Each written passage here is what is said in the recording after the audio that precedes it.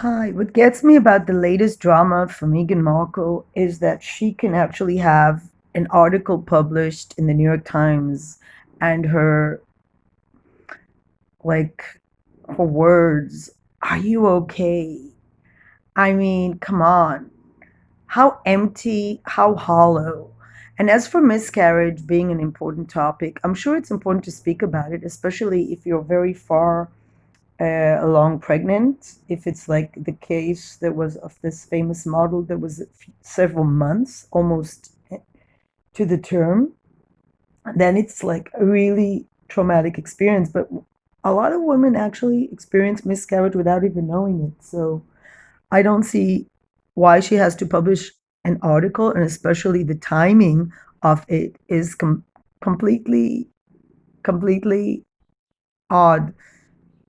Thanksgiving and you were writing about a miscarriage and losses. When Thanksgiving, we give thanks for what we have. Despite that being a simple question, Megan emphasized the importance of those three words, specifically referencing the moment she was asked that same question during last year's ITV documentary, Harry and Meghan, An African Journey. So during her African journey, she travels to this very troubled continent and she's talking about, and listen, and this is what she has to say about While Africa. trying to keep a brave face in the very public eye. Thank you for asking, because not many people have asked if I'm okay. But it's Yeah, you're in a continent where women are abused, people are murdered for all sorts of reasons. There's a huge going through all sorts of struggles, whether it's tribal, whether it's with the Europeans, whether it's with themselves, women rights, the rights of minorities, the rights of religious uh, groups to coexist side by side, terrorism, and then not many people ask if I'm okay because you're privileged. You grew up padded with your father's carrying a father that you kicked out of your life as soon as you could because he didn't fit in your picture perfect family picture. And it's always about her. Why does the New York Times even allow this narcissist to write again at a time where so many people experience losses, losing their parents, losing family members to COVID-19 in America, and she's talking about losing a couple of cells. Now let's talk a little bit about the political party that she supports, the Democrat Party, which I also, my political views are not that different. I am a liberal-minded person, but as for abortions, I thought it's a little bit odd that a person that actually supports a party that one stark difference between Trump and Biden and Kamala is that Trump is pro-life. While I can have my misgivings about not allowing women to have abortions, I think there's such a thing as hypocrisy.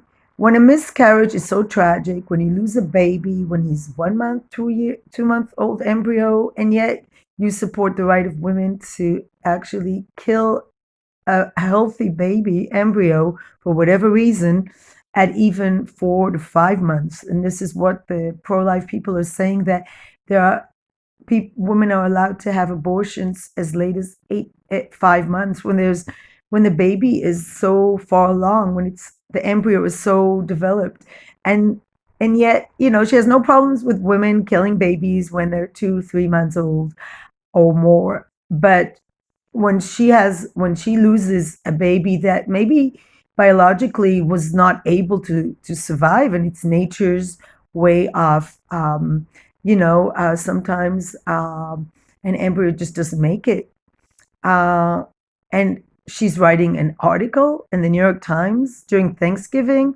like, as if people are not bummed enough or feeling depressed because of the COVID situation and losing so many people. 250,000 Americans or more have died from this virus, and then she's talking about herself again. And why does New York Times support this? And my answer is because it sells. Um, so to actually make this woman a hero for speaking out for miscarriages as if it's a hidden secret. Americans talk about everything. I don't think anybody, I don't think it's a taboo to speak about miscarriages at all. I think it's a joke when a woman so privileged speaks about it as if it's losing an embryo uh, uh, is and so such a life shattering experience when you have a living father that you disowned. I think there should be a New York Times article about families that disown their relatives. I've had that happen to me. Um, I actually disconnected from our narcissistic family, but it's because all they cared about is getting money and inheritance and cheating, and she's the kind of person that got so much from her father.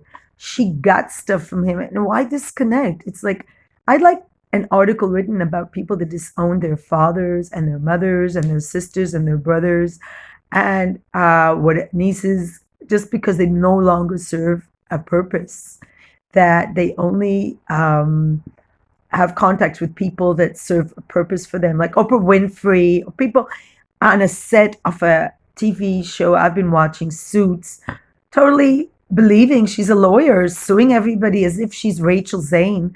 Come on, this woman is a joke. She invited the whole cast of this TV show to her wedding, but not her father, who actually is responsible for her being alive, responsible for being in a private school, responsible for her being able to have an education, while her mother, as I understood, was not in her life because she was serving time in prison. Um, something that's what we should talk about. How come people don't talk about that? About why she disowned a father who raised her, um, just because he didn't serve a purpose.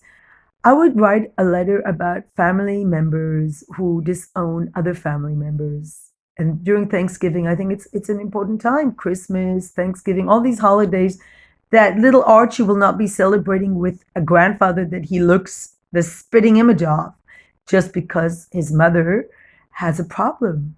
She cannot have normal relationships with people who don't serve a financial mean anymore. People that don't promote her career are cut out of her life. So I think this is what the article should be about: how people disconnect from important family members like a father.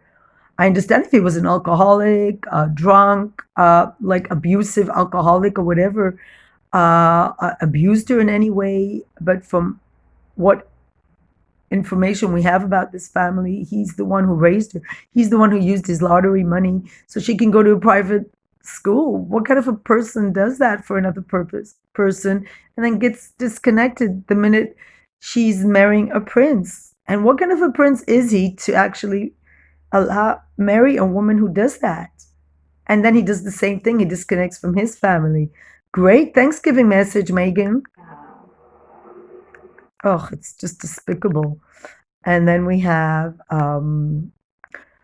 what else do we have in the news there? The royal After family. battling COVID-19 earlier this year, the Duke of Cambridge spoke with researchers from the University of Oxford via What a video chat to congratulate them on collaborating with AstraZeneca to create a global vaccine for the virus. what a difference. William is talking to researchers who actually are thinking of other people. They are working night and day developing a vaccine for this horrible virus. And this is what William is busy with, while Harry is, his knuckles are wet with tears because he lost a little group of cells, an embryo, that his narcissistic wife. Well, thank God that he's not going to have another child who might disconnect from him when he's no longer of purpose, when he's old, when he's like old and of no use and maybe struggling financially.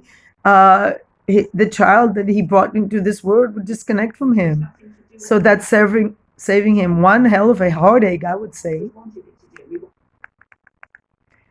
And what else do we have here in the news? We have something else. um Heartbreaking news. Very sadly, last weekend, our dear dog Lupo passed away. He has been at the heart of our family. So Megan loves dogs. Not one word for the family dog. Her niece and her nephews have lost. I can't imagine what it's like for children who I think they grew up with this dog. I don't know how old he was, but these children are very small, and losing a dog is a very painful experience for small children as well as the family. So instead of mourning a bunch of cells, as the pro abortion people say, oh, it's just a bunch of cells, it's a woman's right to abort. But then when it's a miscarriage, all of a sudden it's a child. Very interesting. And then, like, the dog died of his brother, and not one word. I mean, you love dogs. This is a family dog. This is a dog that children spend every day with, and you can't even say one word because it's all about you. Well, Meghan and Harry are the very definition of narcissism. And to be honest, I just don't get it.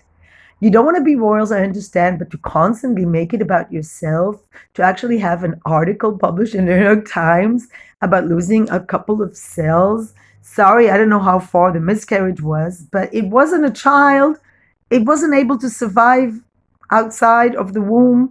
So it wasn't a child. It wasn't as if her child was sick, God forbid, and died. And her father, who is alive, she treats as if he's not even living anymore. She disconnects. You know what it's like to alienate a person? Something a dog would never do. A dog would never all of a sudden not know you're alive, which is why we have dogs. Dogs are loyal. So when we look at the word royals and loyal, so I would say the L in loyal is the one that's missing from royal, because royals is all about lies. Royalty means that you have a birthright. You're born privileged. You are born to certain benefits that society gives you. The society that is unfortunate to have you parasite live in it. So Harry and Meghan get money from Charles, and Charles gets money just because they're born into a lie. So royalty is actually the lie, and loyalty is actually what's missing from Meghan and Harry's value system. They have no loyalty towards anyone. They have no compassion towards anyone. For a dog loving person, she could have tweeted. Today we have social media. She could have said, sorry for your loss. And as for New York Times publishing that article on Thanksgiving, when when a quarter of a million Americans have died to this virus, and so many families have lost a loved one or are dealing with the anguish of this horrible virus, especially elderly people, when so many people have adult parents they need to take care of and cannot, maybe because they're not allowed to have contact with their parent dying of this horrible virus, corona, then this is a slap in the face. The New York Times should be ashamed that they give a platform for this narcissist couple, Meghan and Handbag Harry, and not give it to real issues that affect Americans, like having to spend Thanksgiving without your family, adult children that cannot spend time with their elderly parent, as opposed to the Dutch and Duke. No, not these. The Duck and Duke. Sorry, Duke and Duchess of Essex, who actually choose not to have contact with their elderly father and father-in-law. So I really have to. I really have to expose this hypocrisy for what it is. I cannot believe that people actually think that Meghan Markle is a hero for talking about miscarriage when a quarter of a million Americans died. And this is the article they published in the New York Times. Are you okay? The ultimate narcissist sentence, expecting people to ask if they're okay constantly and never thinking to ask another person, are you okay? So it's all about Megan being asked, are you okay? Harry being asked, are you okay? But a quarter million Americans uh, family members who are affected by this loss not being asked, are you okay? Not one word about the epidemic, not one word about their family members. Harry just like completely, you know, out of sight, out of mind. What about your brother? What about the dog, the lovely dog they lost? Lupo passed away. Um, family for the past 9 years. That means that the children were born with this dog. That means that those children, George and Charlotte and Louis, were born with this dog.